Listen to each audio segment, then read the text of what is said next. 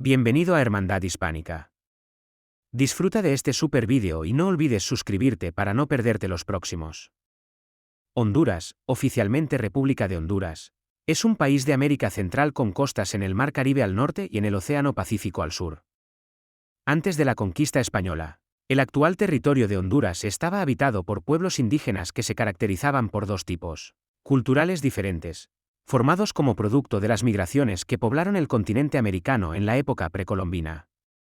Las culturas maya y azteca estaban regidas por el llamado modo de producción asiático, cuya característica más sobresaliente era la existencia de una economía sedentaria, basada en la producción agrícola, con relaciones de producción de carácter colectivo, centralizadas en un poder único que era ejercido por un conjunto de funcionarios civiles, religiosos y militares.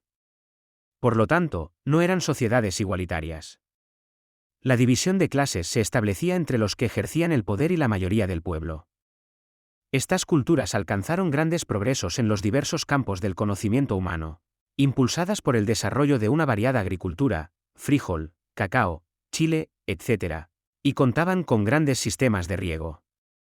De esta manera garantizaban una alimentación adecuada para sus numerosas poblaciones. Además aplicaron técnicas de gran perfección en los tejidos y la cerámica. Desarrollaron un intenso y variado comercio. Alcanzaron un alto desarrollo científico en las matemáticas y la astronomía, además de la arquitectura y la escultura, que emplearon en la construcción de grandes ciudades.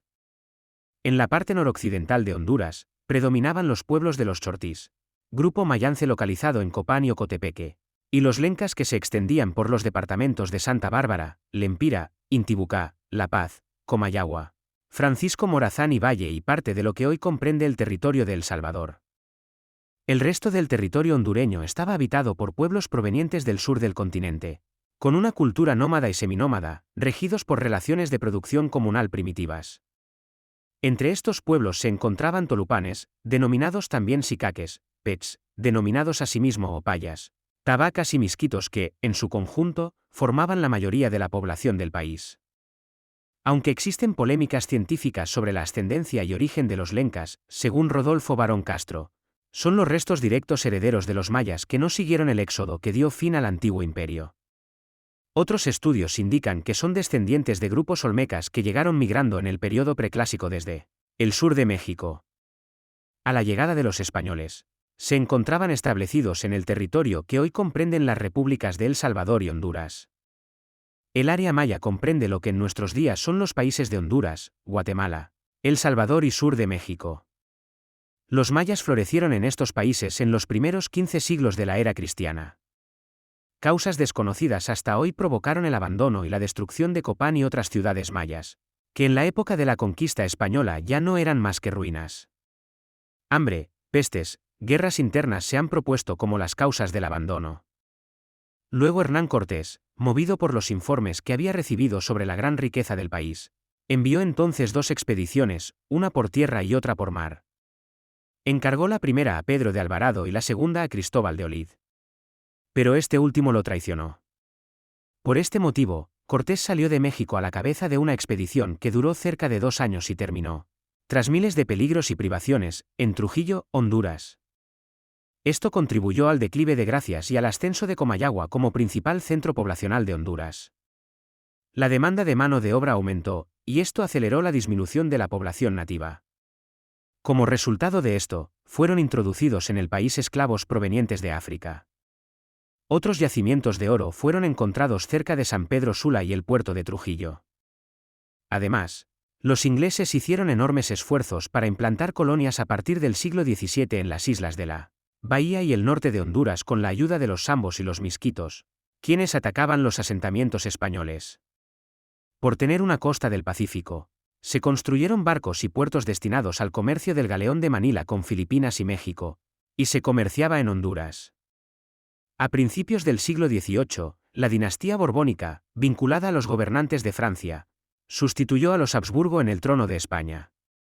La nueva dinastía inició una serie de reformas en todo el imperio, diseñadas para hacer la administración más eficiente y rentable, y para facilitar la defensa de las colonias.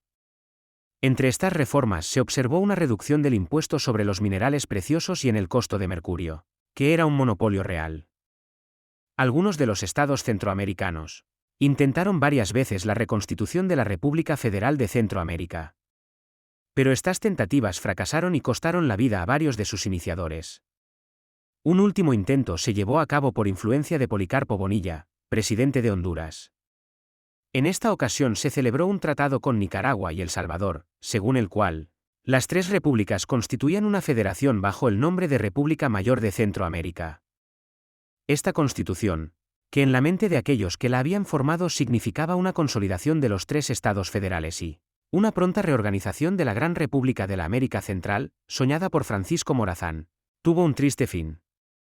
El día después de haberse reunido la Asamblea Constituyente, un movimiento revolucionario hostil a la nueva federación, tuvo lugar en San Salvador, el cual dio por resultado una nueva administración en este estado. Su primer paso fue retirarse de la Unión, y esta separación ocasionó la disolución de los Estados Unidos de la América Central, pues, siguiendo el ejemplo de El Salvador, los estados de Honduras y Nicaragua reasumieron su soberanía. Durante la gestión de Guardiola la economía del país fue precaria, a tal grado que el presidente se vio forzado a emitir monedas de cobre. En otro orden de cosas, la administración Guardiola fue una de las más liberales en la historia de Honduras. A pesar de ser miembro del Partido Conservador, Santos Guardiola dio libertad de prensa. Asimismo amplió la libertad individual de expresión e incluyó entre los votantes a los terratenientes miembros de la clase media, además de regular las relaciones entre el Estado y la Iglesia. Una vez cumplido su periodo presidencial, Sierra hizo esfuerzos por perpetuarse en el poder, pero fue derrocado por el general Manuel Bonilla. Este gobernante resultó ser mejor amigo de las compañías bananeras que el mismo Terencio Sierra. Durante su administración estas empresas ganaron las exenciones de impuestos y el permiso para la construcción de muelles y carreteras. También concesiones para construir cauces artificiales para transportar el banano y canalizar los ríos Salado y El Porvenir, así como el permiso para obtener las cartas para la construcción del nuevo ferrocarril. Al principio se pensó que el gobierno de Carías, como sus antecesores, no estaba destinado a sobrevivir por mucho tiempo. Poco antes de su inauguración, disidentes liberales se habían levantado en rebelión. El mismo Carías tomó el mando de las fuerzas del gobierno, obtuvo armas en El Salvador y en poco tiempo aplastó el levantamiento. Durante la primera parte de su administración, Carías se enfocó en evitar el colapso financiero, la mejora de las fuerzas armadas y la construcción de carreteras. Al mismo tiempo que sentaba las bases para prolongar su estadía en el poder. Con el paso del tiempo, Carías se movió lentamente pero sin pausa, para fortalecerse en el poder. Se ganó el apoyo de las compañías bananeras a través de la oposición a las huelgas y otros disturbios laborales. Fortaleció su posición en los círculos financieros nacionales y extranjeros a través de las políticas económicas conservadoras. Incluso en el apogeo de la depresión, continuó haciendo pagos regulares de la deuda externa, adhiriéndose estrictamente a los términos del acuerdo con los tenedores de bonos británicos. Asimismo, satisfizo a los demás acreedores. Hasta aquí el vídeo de hoy. No olvides suscribirte, darle like, comentar y compartir con tus amigos y familia para que no se pierdan ninguno de nuestros vídeos. Hasta pronto.